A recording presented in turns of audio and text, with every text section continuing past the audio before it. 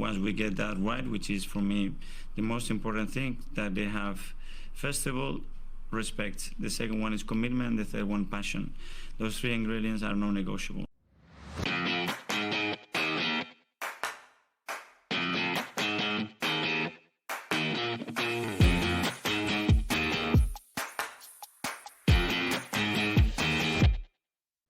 Hello and welcome into the Non-Negotiables podcast. I'm Gavin. I'm here tonight with Justin. How you doing, Juz? Hey. Hello, mate. Pascal will be joining us for part 2 when we go into the Everton game and we preview the weekend. But for now, it's just me and Juz. So apologies for that, but you've just got us two for now.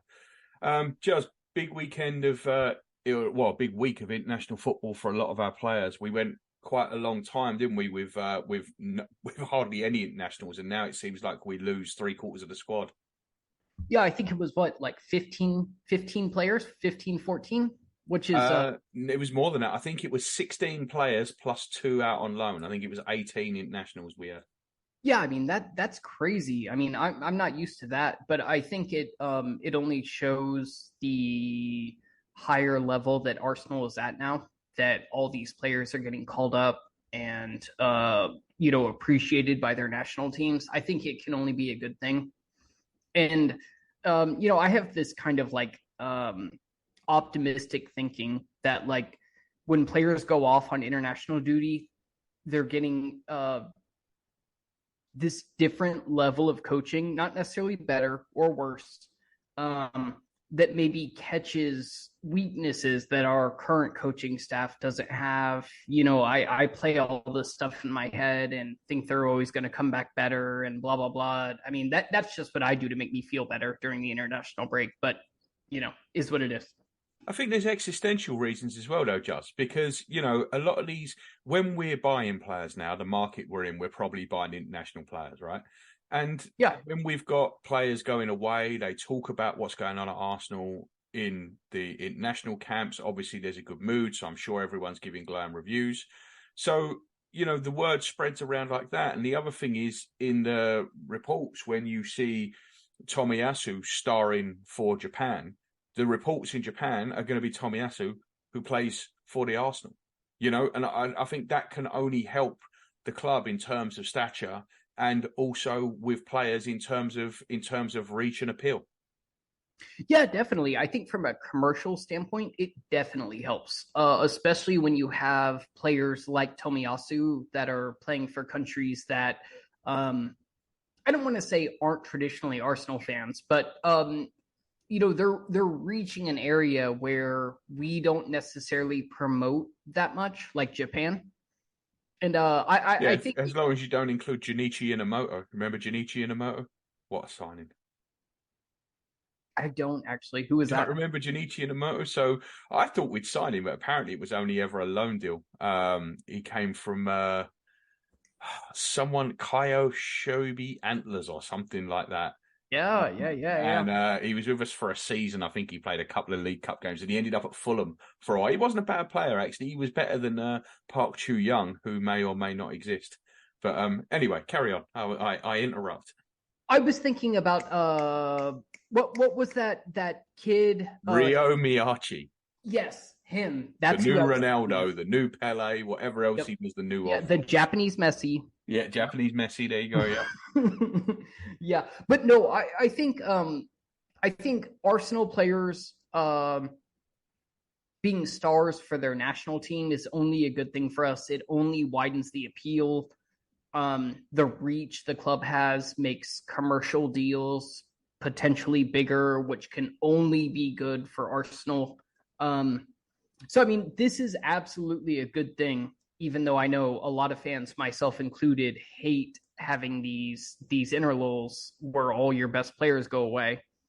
There's a lot of B side effects that help the club a bunch, Yeah, for sure. I do think it's a net positive. Just the extra minutes players play is just something you're gonna have to part with. So let's go through a couple of these, Jazz, and sure, what our players actually did on international duty. So Ramsdale didn't play in the qualifier against Ukraine. He did play in the friendly against Scotland.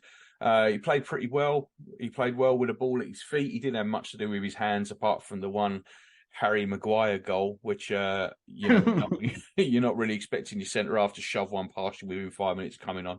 But I don't think we need to pile on with that. No. But other than that, he looked pretty good. I think the response in the media and the response to the public back in England has been good for Ramsdale. A lot of people questioning whether he should be the starter, which of course he should be.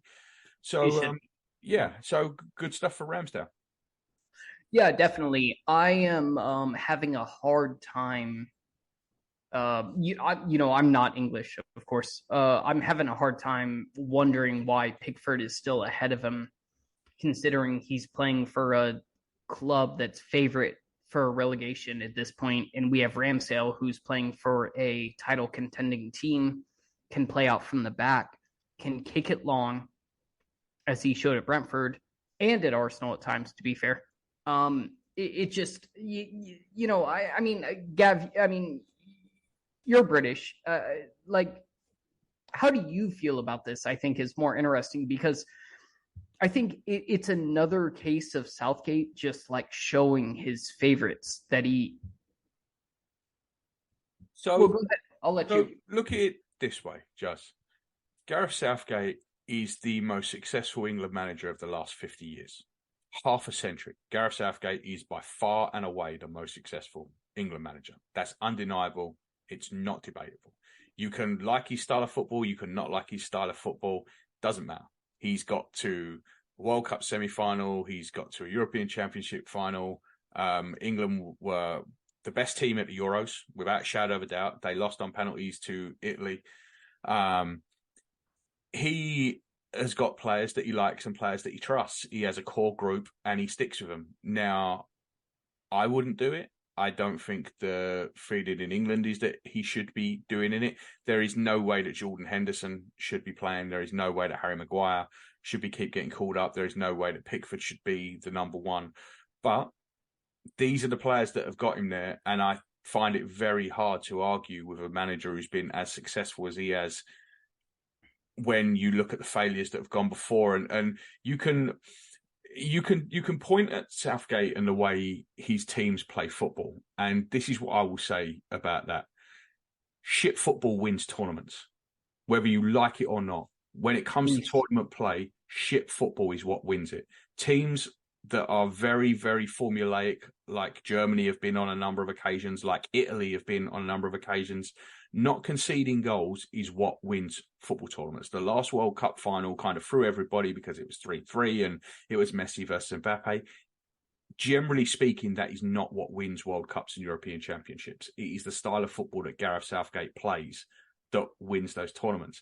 So in answer to your question, I don't like Southgate. I wouldn't choose Southgate. I wouldn't pick the teams that Southgate picks, but I find it very hard to argue against a manager that is undoubtedly England's most successful manager in half a century.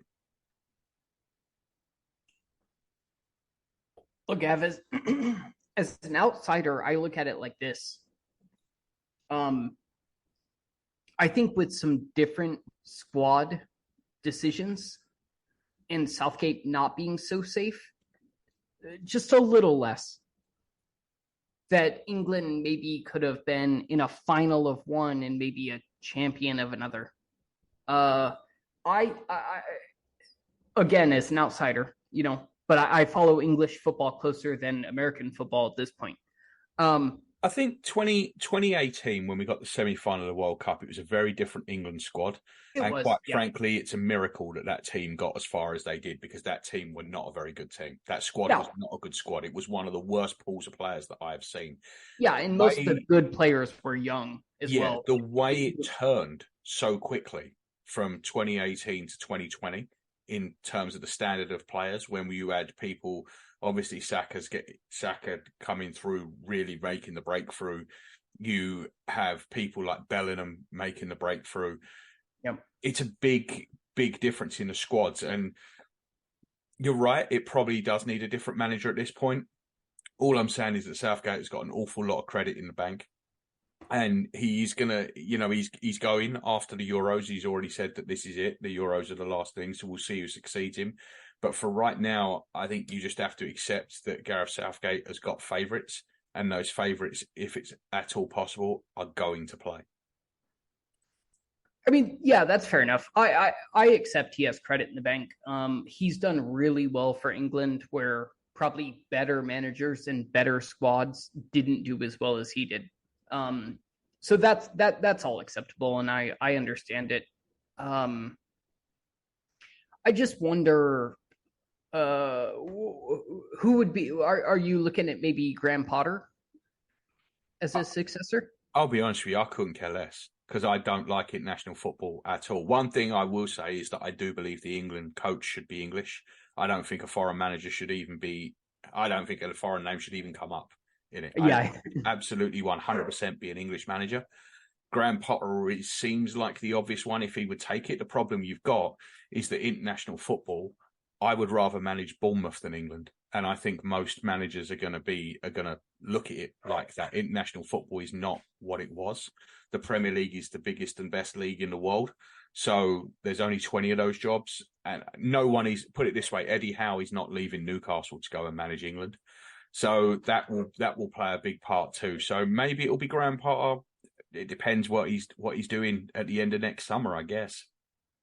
Well, I don't want to waste a lot of time on this. I'll just be quick. But this is kind of evident, right? With Germany's situation and Hansi Flick. Where does he even go from here? That's a rhetorical question, to be fair. But I mean, where does he go from here after already coaching Bayern, leaving for the German national team, and now getting sacked? I just feel like it plays into your point a ton with once you fail internationally, it's a totally different level, right? And almost everyone does fail in the England job. That's the other thing you've got to remember, that the England job is a goddamn awful, awful job to have. Like, it is a terrible job. And it's hard for people who aren't English to understand how bad that job actually is. You are ridiculed every day in every major newspaper. You have turnips put on your head. You have donkey ears pasted on you in every newspaper. Your kids and grandkids will get bullied at school. It is, honestly, one of the worst jobs that you could ever have. President of the United States is probably the only one that I would rather have less than that one. It really is an awful, awful job. So in order to take it, if I'm someone like Graham Potter, I wouldn't take that job. Not if I still want to manage in the Premier League, because I think once that stink gets on you, it's very hard to get that off. That's interesting. It does seem like Potter is waiting for something. I read, and these are just press rumors, to be fair, but I read a couple clubs sought him out in the summer and he denied them all. I think there was even a La Liga club, or maybe Serie A. I can't remember exactly, but a foreign club also sought him out. I do think he may be waiting for this, but we'll see. I mean, look, again, from an outsider looking in, I think he'd be the best option you guys could have for a national team coach. But my opinion means nothing, to be fair. Yeah, it'd be interesting to see who takes over next and what they do. I mean, this is definitely the best pool of England players probably that there's ever been. I think so. Yeah. So it'll be intriguing to see where they go. It's certainly not going to have options. Isn't it nice that Saka and Rice are two of the players that are basically carrying those flagpoles? I mean, they're two of the reasons why England is where they are. Yeah, and if it's Graham Potter or just about anyone else that gets the job as well, if Ben White wants to play for England, and I don't know that he does, but if he does want to play for England, then I would assume Ben White will be the fourth member of the squad. Yeah, that's a fair point. Yep. So I imagine he will be. Yeah, exactly. So moving on, David Raya was an unused sub for Spain in both games. No need to go any further on that. Tomiyasu had a good break. Japan thrashed Germany 4-1. He started as the left-sided centre-back and was excellent. He was man of the match. There's highlight packages of him going on everywhere. And then he came on as a sub in the second game versus Turkey, which Japan also won. So an excellent break for him, and good to see him getting some more minutes under his belt. And obviously it's, the more football for Tomiyasu, the more football without an injury, the better. Yeah, no. I couldn't agree more. I think this is nothing but good for Tomiyasu, especially after the amount of time he sat out. I wouldn't say normally that Mikel Arteta is one that factors in performances for international breaks. But I think after seeing his performance for Germany, this may be just one that kind of, nudges him ahead. It was a terrific performance. I only saw highlights, to be fair. But it was a terrific performance by all accounts by a bunch of smarter people than I am that watched it. I think, due to the Timber injury, we've got a big place for Tomiyasu this year. And I think, especially in the NLD, he could play a big role there. 100%. And I think with Tomiyasu, it's not, it's not that any of us doubt the player. We doubt the fitness, right? That's the problem with Tomiyasu. It's just all about, can he stay fit? So he's got to prove it, because for us, he's never been able to stay fit. And every time we need him, he's not there. And with the Timber injury, we are going to need him this year. So, if he can't, I think he's going to be. This is a huge year for him, because if we go to call on him and he's not there, I think that's the end. Yeah, I couldn't agree more. I think he's on thin ice, so to speak. But it's just about availability, not about ability. But man, he's so damn versatile, being able to play all four positions along the back line. I really hope he can pull it together, because I think he could be hugely valuable for us. And I really just hope he puts his injury stuff behind him. He's only, 24? 24, I think, yeah. Yep. So, if he can put that stuff behind him, he's going to be invaluable for us, just like Timber will be when he comes back. Yep. Big Willie, Saliba came on as a sub against Ireland, and then he started the second game against Germany. He's come in for a little bit of stick after the performance against Germany. He was beaten pretty easily by Sané for the winner for Germany. And Germany, remember, had just fired Hansi Flick after that disaster against Japan. I can't imagine it's going to dent his confidence too much. Obviously, I'd prefer it if he hadn't have kind of been at fault for it and didn't get the stick. But yeah, he's not had an easy ride of it with the French press, apparently. Yeah, Saliba doesn't strike me as the guy that's gonna get downtrodden over some negative press, to be fair. Does new manager bounce matter in internationals? I don't know, but that probably is a bit of a part of it. Players are always going to try harder under a new manager and try to set their spot. We've seen Saliba. He's been 98% fantastic, but has made a couple high profile errors. It just is what it is from a young center back. It is what it is.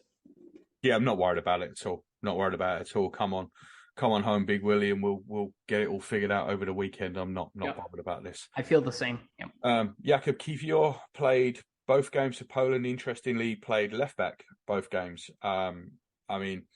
Not much to say about that. He played all 180 minutes. He seems like kind of a fit guy that plays most games. Again, he's another one that's been lacking for game time, so it's good to see him go away and get some minutes. Yeah, I think this one is actually huge, bigger than you make it sound. Not like you're minimizing it or anything, but I think having Kiwior play both these international games is going to be really big for keeping him up to speed, and also playing him in a position that he may be a little more uncomfortable in, left back, and maybe needed in for us. Exactly. Yeah, that's exactly what I'm thinking. So I'm totally cool with this. I'm really glad he got the 180 minutes in a position that he's probably going to play for us, because I doubt he plays much center back for us, to be honest. So I think this can only be a good thing. Big Gabby, the man who owns that shirt at Arsenal that Kiwior would love to get, but probably won't ever get.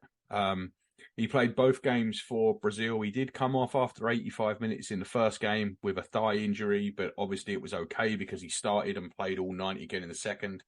They're raving about him in Brazil. It's criminal that it's taken him this long to get a cap. And now they have. They've all gone, Big Gabby, where have you been all my life? We kind of know the feeling. Yeah, this is probably the most special one this window, right? I would say. Yeah.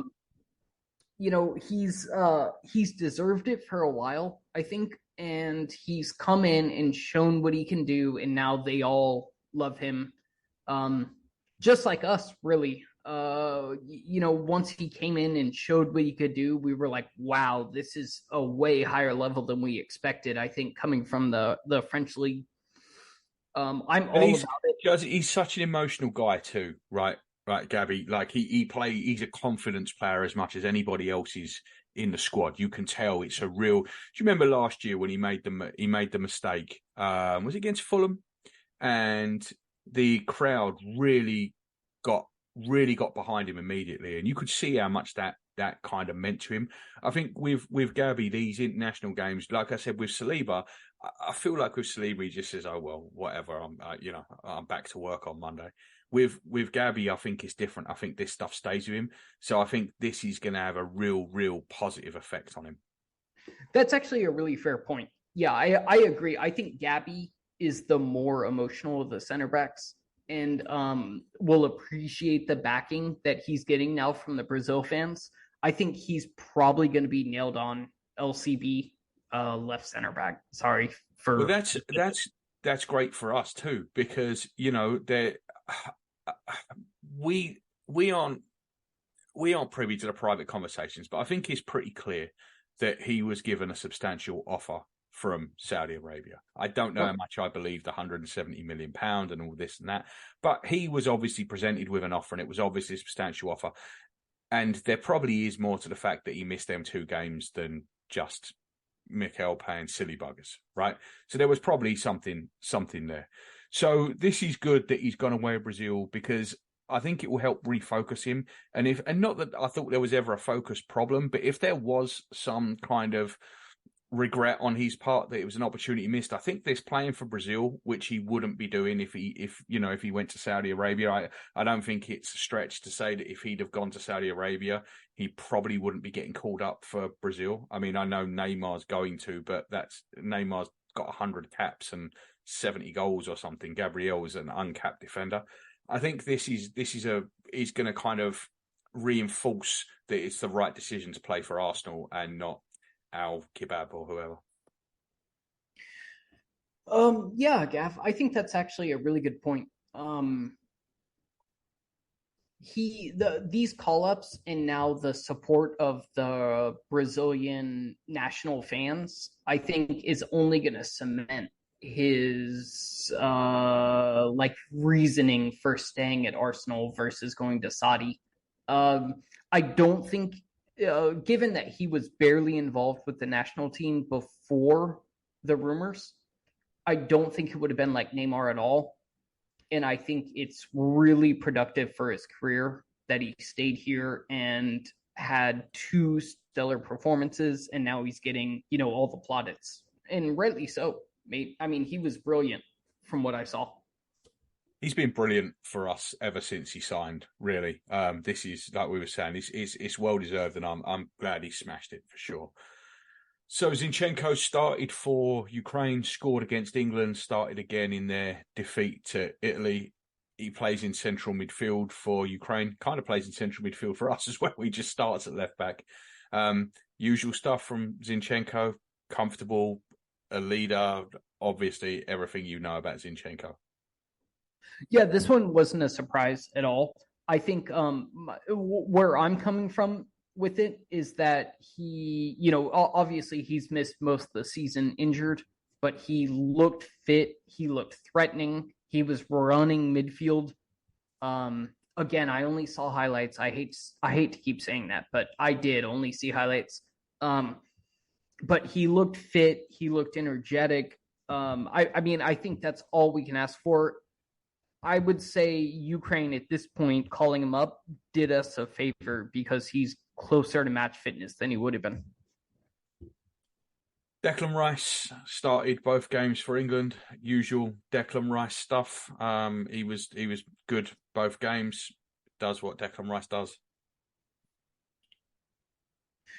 Yeah, I did watch a lot of the England game, the second one. I thought he was brilliant, tenacious in the tackle. I mean, everything about it. I mean, he's just carrying on the form he's shown with us already early season. I love to see it.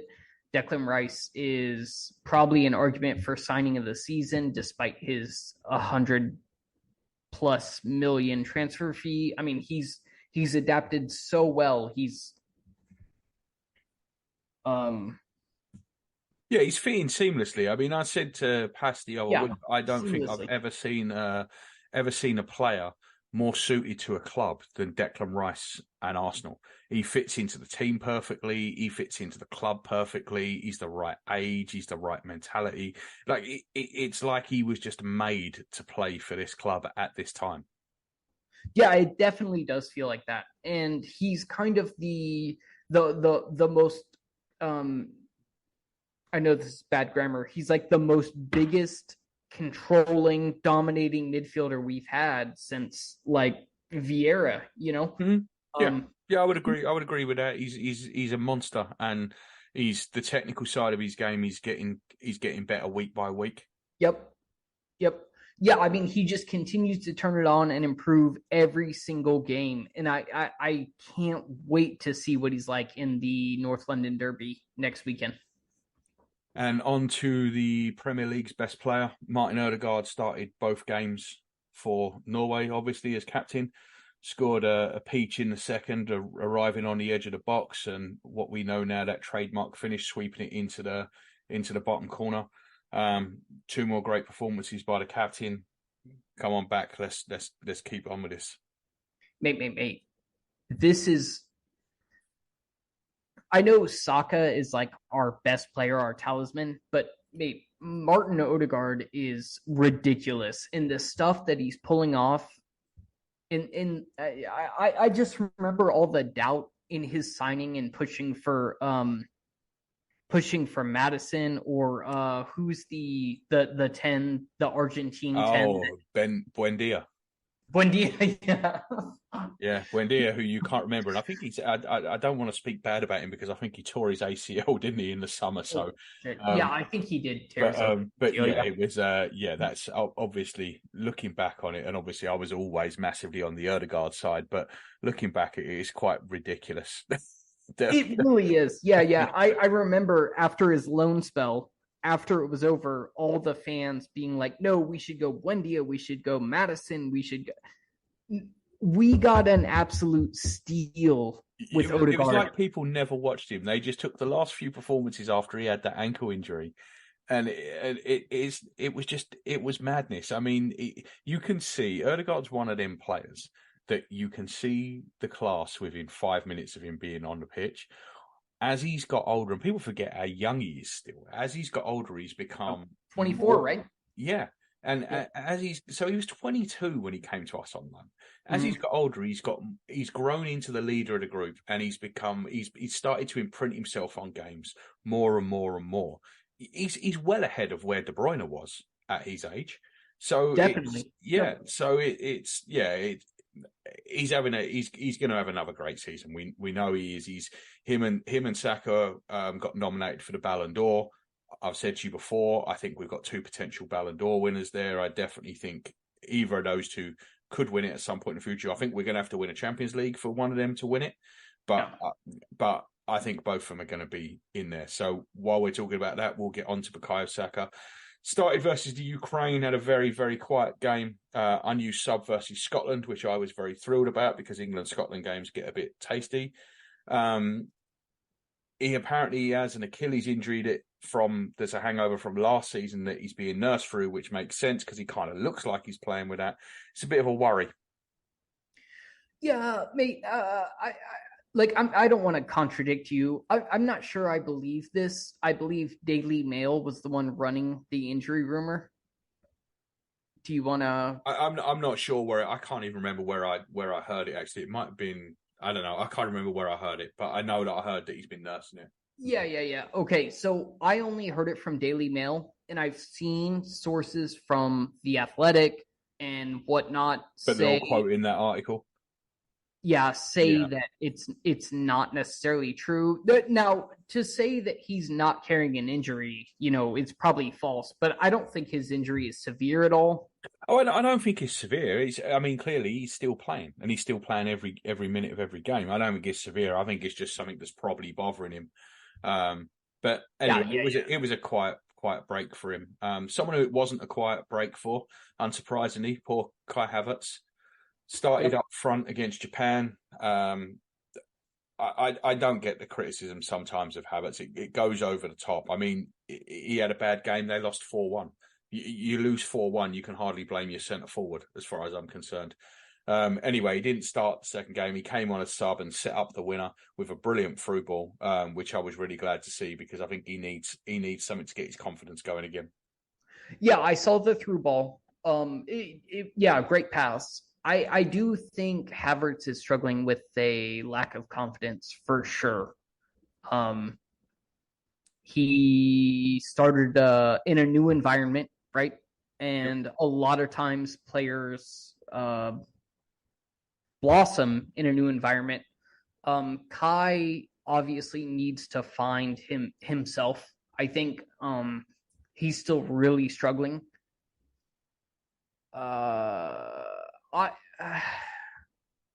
He really needs a goal, right? He needs a goal more than anyone I've seen in a long time. And like I said, the criticism of him is ridiculous. It's over the top. It's because of what we paid for him. It's because of where he come from. I understand why the criticism is there. It's because he's replacing Granit Xhaka. I understand why the criticism is there, but it is over the top.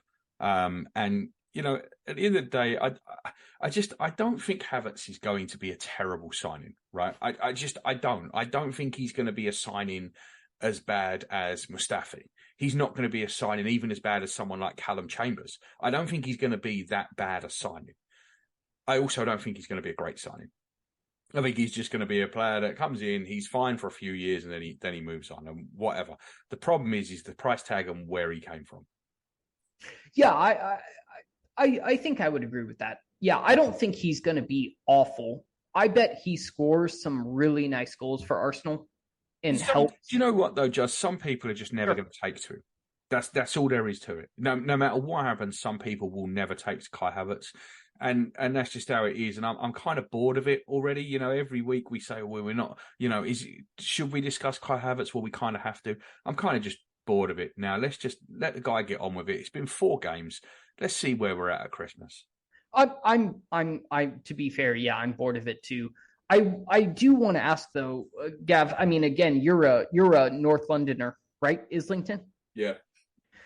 What do you think, just in the grand scheme of things, of signing these Chelsea players? I mean, even as an American, I hate it. I hate it. There's no. Yeah. And the thing is, and you got to remember, when I was growing up, Chelsea weren't really anything. Right, they were absolutely nothing. They when I first started going, they weren't even in the top division, so they were kind of a nothing club. But ever since the Ashley Cole stuff, ever since then, even more than it's not just the Abramovich money; it's the fact that they poached Cole and they came after Omri and they came after Wenger as well. And I just and we keep buying players they don't want, and that's the bit that annoys me. I just don't want to buy any more players that they don't want. And that's kind of how it is. It is really odd, mate. I mean, I really don't understand it down to Gaius, and then we've got Havertz, Willian. I mean, and this goes back to the Wenger days with Petr Cech, and I could have told you Petr Cech was useless. Petr Cech was so far beyond his prime at that point, it was ridiculous. We got rid of a better goalkeeper to start Petr Cech, and it was just ridiculous. And ever since then, that's the way it's been. But like I said, I just want to move on from the Havertz thing now. Okay. Let's we'll talk about him a little bit in the preview, I'm sure, because it's going to be doesn't he start? But he was whatever he was fine. He's going to be fine in the long run. Hopefully. Yeah. So, yeah, for Brazil, Martinelli, unused sub. The first game came on late in the second game, no impact. Jesus came on as sub in both games. Again, nothing to really write home about. Leandro Trossard started both games for Belgium, played well both times. Fantastic goal in the second game. Oh yeah, against Estonia, his goal was fantastic. I think this is. I mean, it's great. It's especially great, I should say, when you have your outside top 11 performing admirably, excuse me, for the national team. And so I'm all for this. Trossard continues to push for his his starting spot, which he may deserve at this point over Martinelli. We'll kind of just have to see. It depends. I don't know if not Martinelli. I don't know if Mikel Arteta purely goes by a like a merit system. It seems a lot more system based. Let's get into that when we do the preview, because that's going to be something that comes up, I'm sure. Okay. So we'll get into that more then. But it really was a peach of a goal. It was a very Leandro Trossard like goal, a little dribble around the edge of the box and rifled in the top corner. We've seen that a few times. And then the last one, not including the two on loan because there's no point going through those, but the last one, Eddie.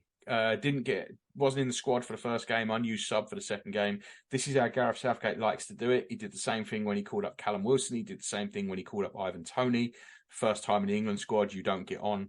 It's kind of ridiculous. I don't understand bringing Callum Wilson on for the last 15, 20 minutes in Scotland instead of bringing Eddie Nketiah on. I'm not sure what it is you're learning about 31-year-old Callum Wilson that you've had in the previous 6 squads. But there you go. Such is life. But Eddie at least gets to go sit with the England players and get involved in the camp. And it won't be his last call up, I wouldn't imagine. And he'll probably get some game time next time.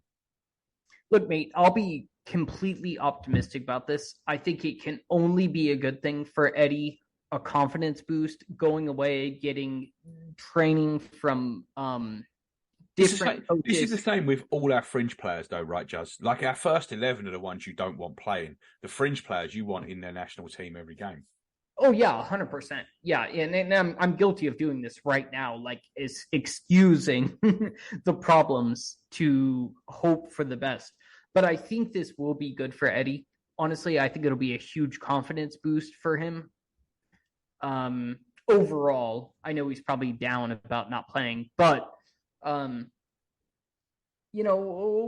just have to see. But I actually expect Eddie to be, a 10% better player after this. I think we may see some improvement. And if not, we have a fit and firing Jesus on the bench now.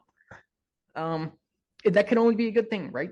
Yeah, and I think Eddie's chance is going to come. I think he'll get called up again, and like I said, I think he'll get more minutes next time. So, all right, mate. Well, listen, that'll do for the international roundup. Let's come back for part 2 and preview the Everton game. All right. All right, sounds good. Okay, mate. See you on the other side. See you.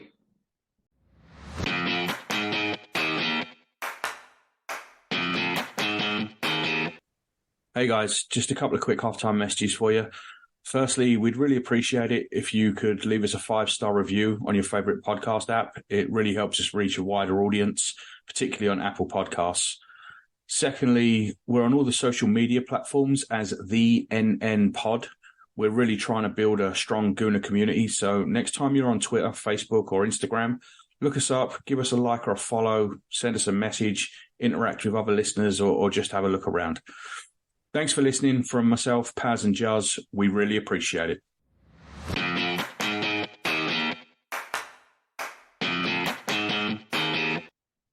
Welcome back into the Non-Negotiable podcast. This is part 2. Unfortunately, Paz isn't making it. He's been called away at the last minute to appear in a reboot of Titanic, where he's starring alongside Taylor Swift and the dog from Air Bud. So happy hunting, Paz, and hopefully it won't take too long and he'll be back next week. So, Juz, Everton at the weekend, obviously. So we'll start with the Who Am I game. Player that's played for both Arsenal and Everton. Are you ready for this? Oh, shit. Yes. All right, let's do it. Who am I? I started my career at Arsenal playing 22 league games, during which time I had a brief spell on loan at Brighton. I moved permanently to Aston Villa before signing for Everton, for whom I appeared 96 times. I returned to the Arsenal and played another 310 league games before leaving to end my career with brief spells at Leicester and Reading. Who am I? You know who it is? No.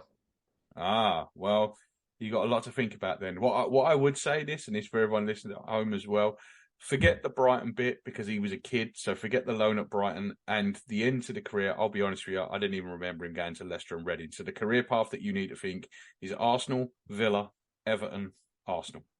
He's a legend though. Yes, he is. So okay. you can keep. I have an idea. All right. Well, we'll come back to it. We'll come back to it at the end. So, all right, let's get into it. Jazz, Goodison Park, not a ground that we've enjoyed much in recent years. I think we've lost 5 of the last 6 there. Last year, obviously, the new manager bounce and all that. We need to end this bad run. Yeah, mate. Like, more than anything, I think what last season showed us was our ability to exercise demons. Not in the literal sense, of course, but overcome some of these statistical barriers that we've had with certain clubs. I think the only 2 clubs we didn't succeed with was Manchester City and Everton away at Goodison. So this will be a major game. And this is a weird thing, right? Like, I like to think this kind of stuff doesn't get in the players' heads, but it probably does. They're probably reading all these articles that says like Arsenal's last win at Goodison was 2017, I believe, 2018. I mean, they know. Do you know what I mean? Like, yeah, they know. These players, They played there last year. They played there the year before. They know what it is. They don't have to read it. They know what it is, and it is a thing. Yeah. I think technically, obviously, we're far superior to them. Last year, we absolutely got outfought and outbattled. We definitely did. Yeah, and it was new manager bounce, right? It was right after. Yeah, it was Sean Dyche, wasn't it? Yeah, it was the new manager bounce, and he had that midfield 3, who all 3 of them had the best games of their lives. Yep. And they out physicaled us. Yeah, I mean, it was wrong. Honestly, I thought we dominated them, but couldn't. We couldn't play our game basically. So I'm looking at their last lineup against Sheffield United on September 2nd. We should trounce these guys. Oh, yeah. Absolutely. This shouldn't be a close game.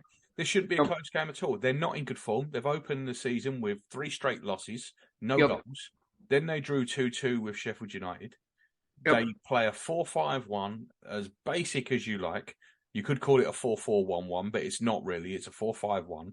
They set up deep. They play for set pieces. The only bit that does worry me a little bit is we obviously have been pretty poor from set pieces for 18 months now. And I think that is a concern. We lost last year on a set piece, the Tarkowski goal from a corner.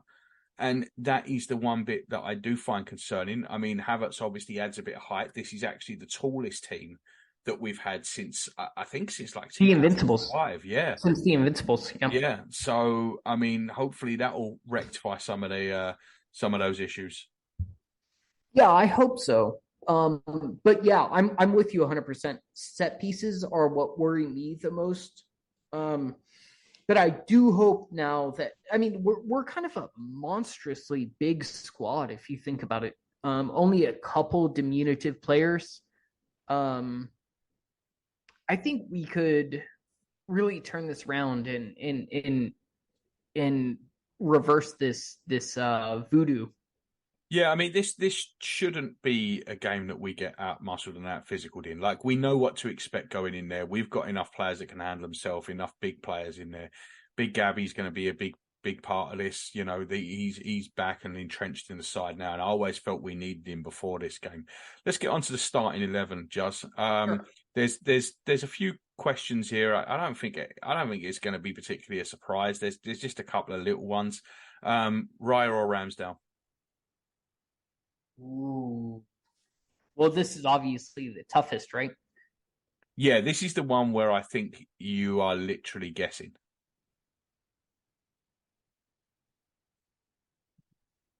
I'm going Raya. I think Yeah, Raya is going to start. I think it is 50-50, but my gut is telling me that it's going to be Raya. It will be interesting. If it is Raya, it will be interesting to see how Ramsdale reacts if it is. The other school of thought, obviously, is that we've got PSV in the week. So he could say, I might as well just stick with Ramsdale for this and play Raya in the week. Yep. It wouldn't surprise me if he did that. Obviously, I think one will play Sunday and then one will play against PSV on Wednesday. Yeah, I couldn't agree more. Yeah, I think that'll happen. Does Zinchenko start? Obviously, we talked about the big physical presence that they've got. Tomiyasu had a really good international break. Is there going to be any temptation for Mikel to say to Zinchenko, you know what, sit this one out. We're going to go with Tommy. We're going to go basically with 4 centre-backs across the back line. I think Zinchenko plays if he's fit. Like if he's fit to go, 70 minutes, I think Zinchenko will play. He's basically yeah. And I think it's the right decision because I don't think we should not fall into this trap of turning this into a fight or a scrap. We should be prepared that is what they are going to try and do. But the way we win this game is to control the ball, to take the crowd out of it, to knock it around and literally run rings around it with the ball. Yeah, I couldn't agree more. And their front three isn't all massive. I mean, you have Xavi Simon, who will probably play left wing. I don't think it's going to be like some gigantic side. Like I feel like some of the press made it sound like. It's the midfield, isn't it? Where the size is. Doucouré, Nana.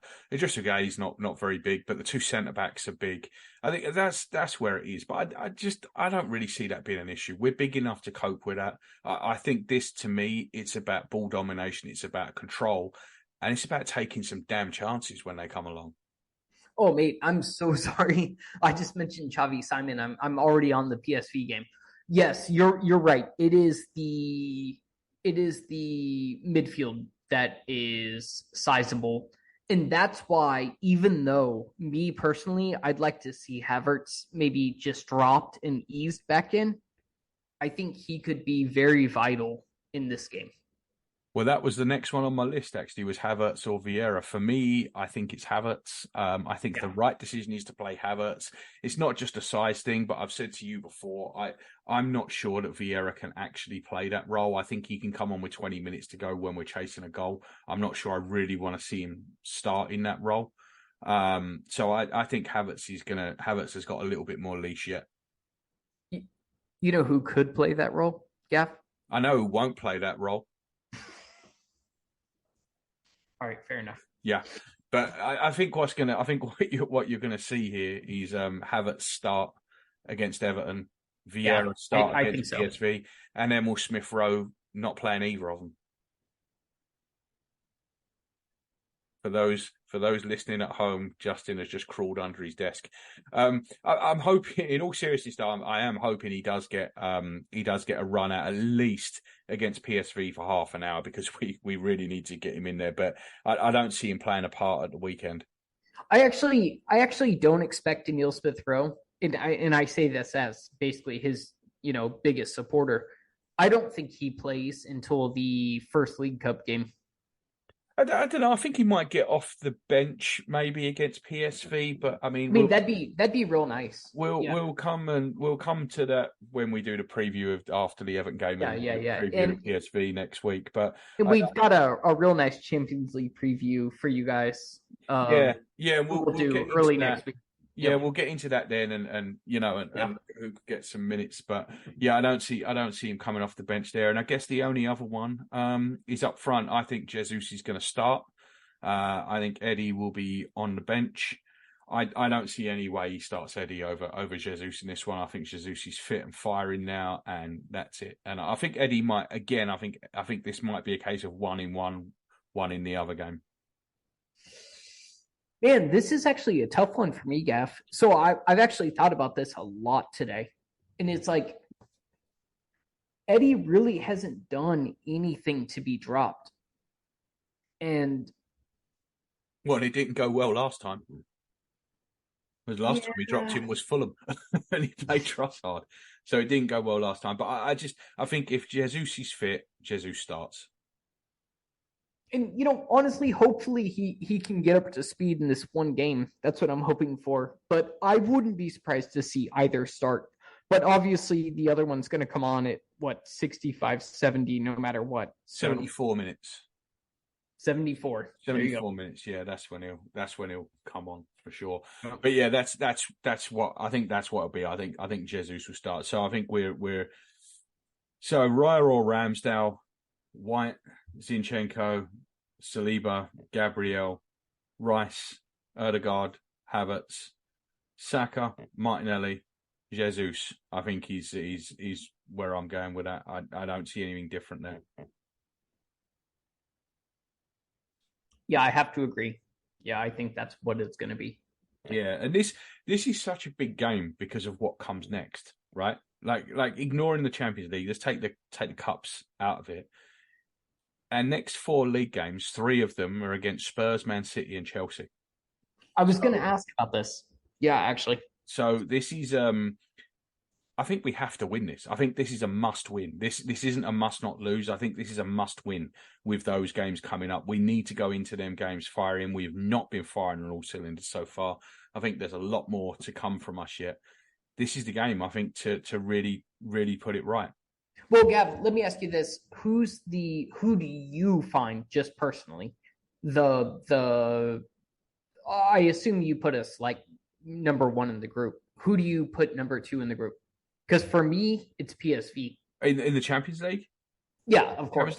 Yeah, Champions League. Yeah, it's PSV, but I don't think we need a full strength side to beat PSV at home. I think again, don't want to preview this because we'll do it next week. But I don't think that the PSV game on Wednesday night is going to factor into Arteta's thinking for this game one little bit, not one bit. I don't think it's going to sway him one iota. I don't think it's going to make him bring anyone off a minute earlier. I don't think it's going to alter anything about his starting lineup.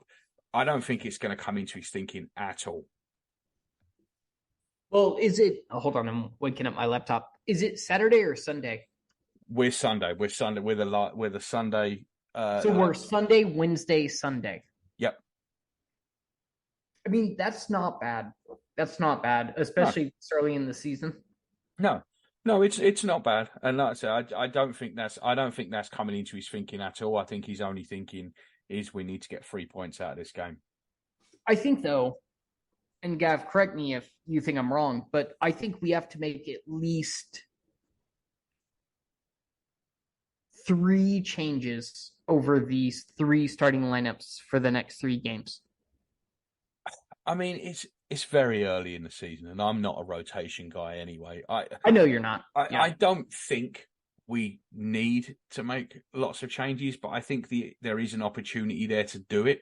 And I just think with our Champions League group, where we got the slog group rather than the stars and scrubs group, where you get 2 top teams and 2 crap teams, we are going to have to go pretty strong in all of our Champions League games. Mm-hmm. So, we'll preview Champions League next week, but I don't think that's going to play into his mind at all for this game. I think this game is all about winning this game, and that's it. Everton, you mean, or PSV? Yeah, the Everton game. The PSV game, I think he'll start worrying about the PSV game on Monday morning. I don't think that's playing into his mind. I don't think so either. Yeah, no. I think he's going to want to go full for the throat for Everton, and then he'll worry about PSV. But I said the next, it's these next league games, Just. It's what this leads into after. I think Bournemouth are the other team sandwiched in, but we go Spurs. I think then it's Bournemouth, then it's Man City, then it's Chelsea. this is a big month of games coming up. We've got to kick this off with a win. Yeah, no. I couldn't agree more. And I think we have players coming back from injury, pretty much everybody but Timber, right? If I'm remembering correctly. And I think just getting some minutes in these legs, especially against a poor Everton side and maybe a beatable PSV side, I mean, I think it can only help us at this point because nobody is long term, right? Except Timber. Yeah, and I think and Partey, obviously Partey is going to be missing for right. probably another month. But you're right. Yep. I think one of the big things here, what we didn't do last year very well, is we didn't take the crowd out of it. And there was, because they had the new manager bounce, the crowd were right up for it. The crowd at Goodison, again, they know our record as much as we know our record there. They're going to be bouncing and up for it. I really think it's important to take the crowd out of this game. We've got to absolutely silence them. An early goal would be great, but more importantly, we need to get 100 passes in the first 25 minutes. That's how you take the sting out of this game. If we can turn this into a football game, we win this easy. If it turns into a fight, we just don't want it turning into that. Yeah, I couldn't agree more. Honestly, I think we have to make this a football game. That's a a nice way to put it. But if we can control it, if we can have, I don't know, 70% possession, I think we will dominate them. It just kind of depends. I think we're gonna have that, right? I think 65, 70% possession, I think that's pretty much nailed on because they don't want the ball, right? They don't want the ball. What we need to do is we need to make sure that we don't gift them any reason for their crowd to get into it, right? These stupid mistakes that we've got in us have got to be cut out because if you go there and you make a mistake in the first minute, and generally we only do that at home and not away. We'll lose if we absolutely a dumb goal in the first you minute, give up, we're done. You get the crowd up, you get that. It's going to be incredibly difficult. So I think what we need to do, we need to create some chances, we need to move the ball around, we need to take the sting out of the game, and we need to suffocate him. And that new forward they've got, Beto, actually looks like a decent player. I don't know if you saw him against United. Yeah, he looks like a decent player. Beto. Yeah. Beto. Yeah, he looks like a decent player. So we got to keep him quiet. But they're not going to be playing through us, right? They're going to be trying to go over the top. It's a common, it's a common strategy against us. We've had enough practice at dealing with a damn long ball over the top by now. Just don't do anything stupid. Yeah, I couldn't say it better myself. I think not doing anything stupid, as stupid as it sounds, is probably going to be the key here. That's got to be what's ringing in their ears when they leave the changing room. It has to be what's ringing in their ears. We give up too many, and again, it's usually at home and not away, but we give up too many stupid early goals for it not to be considered a problem. It isn't luck. It is a problem. So what should be ringing in their ears when they leave? Do not do anything stupid in the first 5 minutes because that will put us under so much pressure. 100%. And like I just said, if we concede in the first 90 seconds, we're done. Because they do have the quality to sit in and not let us score. And that's what they're going to do. They're going to sit deep and they're going to make us in front. And this is where Ødegaard becoming the king of the strike from the edge of the box is could be the vital the key to unlocking this, because I think that's what it's going to take. I think it might be one of them games where we need a free kick, we need a penalty, we need a strike out and nothing from the edge of the box. I can see it being one of those type of games.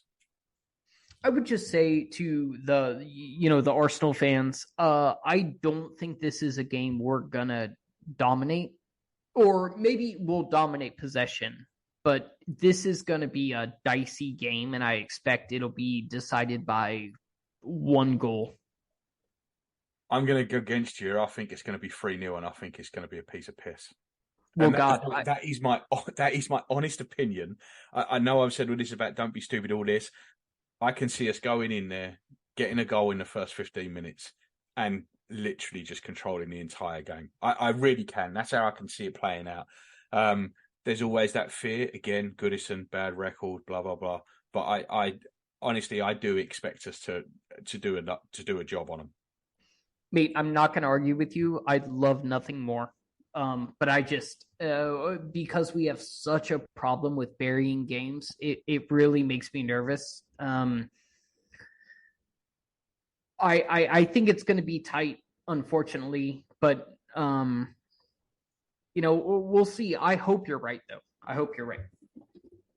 All right, so you've had long enough to think about it now, Jazz. So let's revisit the Who Am I game, and let's see if you got the answer for me. So, just to recap, I started my career at Arsenal playing 22 league games, during which time I had a brief loan spell at Brighton. I moved permanently to Aston Villa before signing for Everton, for whom I appeared 96 times. I returned to the Arsenal and played another 310 league games before ending my career with brief stints at Leicester and Reading. Who am I? Juz, who am I? Keown? Yes, Martin Keown. That's the correct answer. Yeah, left over 50 quid a week in the first place. He was in a contract dispute with a club. 50 quid? Yep, £50 a week. Yep, he was in a contract dispute with a club, and it got to the point where they argued so much it became a point of principle for him. And even when they offered him the money, he wouldn't take it because he was so pissed off. And he went to Villa. And he said since that he obviously regrets that, but it's just what it was. He said he's pig-headed, and it was a matter of principle at that point. But yeah, that's how we lost him. So we sold him. I think a tribunal set the fee at something like 75 grand, and we ended up paying 2 million to get him back in 1994. What was the fan opinion of him at that point? When he left the first time, I was too young, because he left in 86 or 87. I think it was 86 that he left. So I really don't remember him coming through. When he come back, he was an England international. He just scored a peach of a goal for England. It might have been against Czechoslovakia, from the edge of the box away. He rifled it in the top corner. And he'd had a really good couple of seasons for Villa and for Everton. And I was excited. But it took him a while to get in the team when he come back, because obviously we had Adams and Bold at the time. So it wasn't an easy team for him to break into. But I was excited when he come back. I've got to say, I always liked Martin Keown. He's very quick. He's aggressive. He's the sort of defender that I really like. So yeah, I don't remember when he left, but when he come back, it was definitely well received when he come back. A bit of one of our own, yeah. Yeah, it's that kind of thing. You always want to see the young players do well, right? Like that's kind of part of it. It's always feels better when it's one of your own. Yeah, of course. So the only other bit of news just to touch on, Vinai Vankestam has announced that he's going to be leaving the club. So Vinai obviously has been CEO, working alongside Edu, Arteta, Richard Garlick, and Tim Lewis for the last few years. I don't know. I don't think it's going to have much of an effect on the football side of it. It's hard for us to judge on, how much it's going to affect the CEO. But it seems like Tim Lewis has been taking more and more control there for a while. I do wonder if Tim Lewis is going to become the new CEO. I wonder if that's going to be how they approach this. Yeah, I wondered that myself, actually, and I wouldn't be surprised at all if it is Tim Lewis. I think it makes sense for it to be him or Richard Garlick. I'm not sure that Vinai is going to be replaced one for one. I don't know that he needs to be replaced one for one in the hierarchy, because if you look at it, David O'Leary's come onto the board and Tim Lewis has come onto the board. So it might be a case of just that we've got enough bodies. Yeah, I wouldn't be surprised. I mean, surely someone else is going to have to be named CEO. But someone will be named. I mean, someone will have to be named. But what I mean is, I wouldn't be surprised if it was either Lewis or Richard Garlick were named CEO, and there wasn't a change to that hierarchy. So obviously, you've got Edu and Mikel just below the level of Garlick, Tim Lewis, and David O'Leary. Yeah. I can definitely see that as well. In fact, I mean, I think at this point, knowing what we know, and to be fair, we don't even really know what Vinai was doing, but it seemed like he was doing a good job. To be fair, I wouldn't be surprised. I think Tim Lewis would make almost the most sense. Now, maybe based on what he's been doing, he's kind of done it out of the spotlight. So maybe he doesn't want to be in that spotlight. But then, Garlic would also make the second most sense. So yeah, I agree with you 100%. Just to give some appreciation out to Vinai again, like I said, we don't really know as fans what the CEO does for Arsenal. But I feel like our commercial deals have been better than Gazidis. This brings up an interesting point, because the first thing I thought when I started thinking about this was, my God, Ivan Gazidis is probably the worst employee that Arsenal Football Club has ever had in any position. Under him, our commercial deals nosedived. Him and Arsene Wenger absolutely read the tea leaves wrong when it came to what was going on in football in the early 2010s. They decided that keeping big cash reserves was better than buying players, and it turned out that players' values skyrocketed while the cash just depreciated in the bank as inflation took hold. He was responsible for bringing in that mess of Sven Mislintat and Raul Sanllehi and everything that went on in between. He was one of the people that interviewed Unai Emery. So I honestly think, we've obviously had disasters of signings. We've had a couple of bad managers. I think Ivan Gazidis is in the running for the worst employee in Arsenal Football Club history. I guess Raul Sanllehi and the possibility that he pocketed 20 million quid from the Pepe deal might top him. But Ivan Gazidis it brings to mind how bad a job Ivan Gazidis actually did. Look, mate, just a year, by the way, not a long time. But before I started really following Arsenal, I was already into MLS, and Ivan Gazidis was the vice commissioner, associate commissioner. Yeah, something like that. I can't remember his exact job title. Yeah, me neither. Of MLS, and when I saw him moving to Arsenal Football Club, who I had already, kind of held, close to my heart, I had raised eyebrows because I didn't think Ivan did really anything for MLS. Over the course of years, I think you're probably right. I think Ivan is probably the most damaging employee figure that decision maker, whatever you want to say. Yeah, whatever you want to say. Yeah. I mean, it's the bad days, right? It's the bad old days, and I'll always remember. We're here to compete with the likes of Bayern Munich. Well, we're just recovering from how bad the commercial deals were under him, and we're still 200 million behind Bayern Munich in commercial income. What's crazy is that I've seen on Reddit, at least on Reddit, but Italian AC Milan fans actually seem to rate him a bit. They don't love him, but they think he's solid. Yeah, I mean, let's be fair. Serie A is an absolute disaster. Me or you could go over there into one of them clubs and look sane. Yeah, that's probably fair. Because I think AC Milan, they're skint 1 minute, then they're not, then they're skint again, then they're not. Juventus can't even fix matches; they end up 12th. Inter Milan are absolutely broke. It's a mess of a league, an absolute mess of a league. So I don't know how much Gazidis being vaunted by AC Milan fans really weighs in. I saw the man up close for a decade, and he's just a walking disaster. No, yeah. I agree. And for Arsenal especially, like I said, I mean, seeing him come from associate director of MLS to Arsenal, I was just, I don't want to say heartbroken because that sounds so dramatic, but I was just like, what the fuck did they expect?